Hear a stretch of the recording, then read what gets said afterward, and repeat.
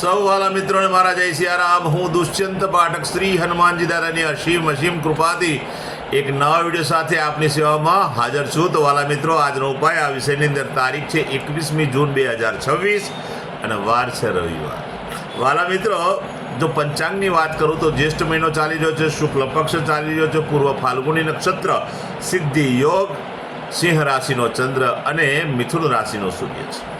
અશુભ સમયની જો વાત કરું તો યમઘંટ બપોર 12:29 થી 2:10 સુધી છે અને રાહુકાળ સાંજે 5:33 થી 7:14 સુધી છે. આ બંને અશુભ સમય. અશુભ સમયની અંદર કોઈ પણ પ્રકારનું શુભ કાર્ય અને શુભ યાત્રા ના થાય.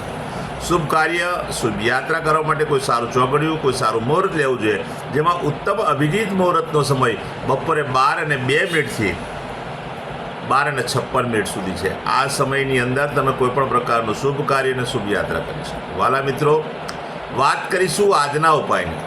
તો આજના ઉપાયની અંદર તમે જ્યારે સ્નાન કરવા બેસો, નાહવા માટે બેસો, ત્યારે નાહવાના પાણીની અંદર 1 ચમચી હળદર પધરાવવાની છે અને તે હળદર પધરાવીને પાણીમાં મિક્સ કરવાની.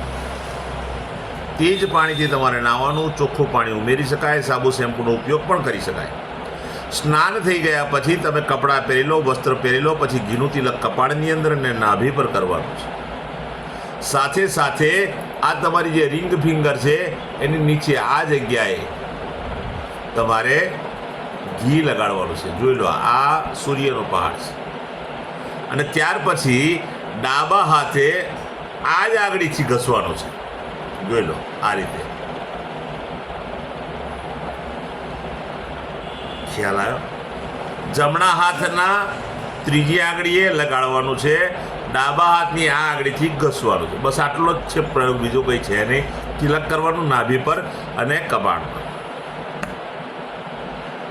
ત્યાર પછી સીધું સંધ્યાકાળે પશ્ચિમ દિશા તરફનું મુખ રાખવાનું. શ્રી હનુમાનજી દાદાને કાગભૂષણની રામાયણજીનો પાઠ અને એક હનુમાન ચાલીસાનો પાઠ દાદાને અર્પણ કરવાનો. સૂતા પહેલાં પોતાની પથારીમાં બેસવાનું, પલાઠી વાળવાની. ઓમ કૃષ્ણાય વાસુદેવાય હરે પરમાત્મને પ્रणतક્લેશનાશાય ગોવિંદાય નમઃ. આ મંત્ર યથાશક્તિ જપવાનો.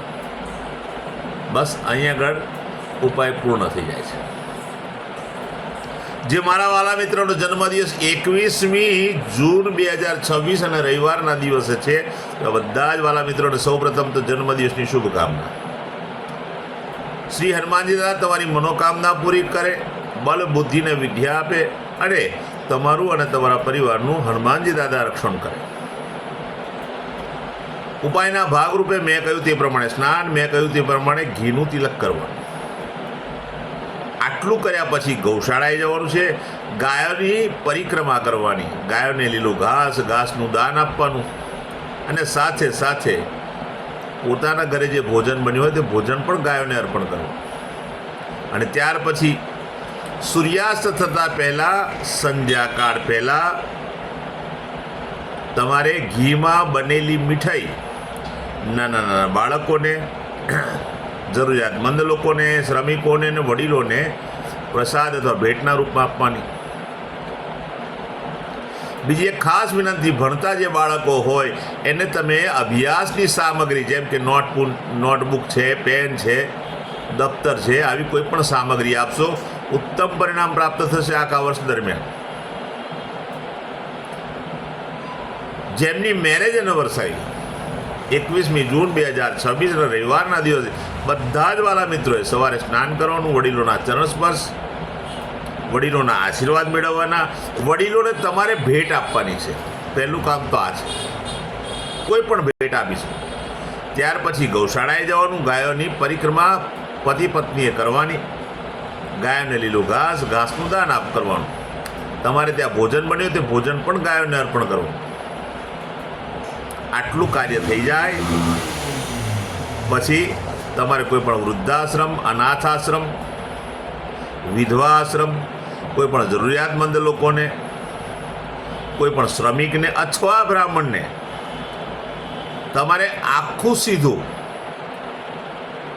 જેમાં જે તે વ્યક્તિની એકાદ સમયની રસોઈ બની શકે એટલું સીધું તમારે ભેટ સ્વરૂપે આપવાનું છે, જેની અંદર દાળ, ચોખા, લોટ સહિત સામગ્રી હોય, શાકભાજી સહિત.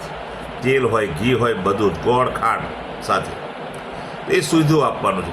તમે કોઈ પણ વૃદ્ધાશ્રમ કે અનાથાશ્રમમાં આપો છો ત્યાં પણ તમારે પૂરું સીધું આપવું જોઈએ. બસ આટલું જ કરવાની જરૂરિયાત છે. બહુ ઉત્તમ પરિણામ આખું વર્ષ મળશે. મારા બધા જ વિડીયો યુટ્યુબ પર હોય છે. મારી યુટ્યુબની ચેનલનું નામ છે દુષ્યંત પાઠક. મારી ચેનલને સબસ્ક્રાઈબ કરજો અને બેલ આઇકન અવશ્ય દબાવજો.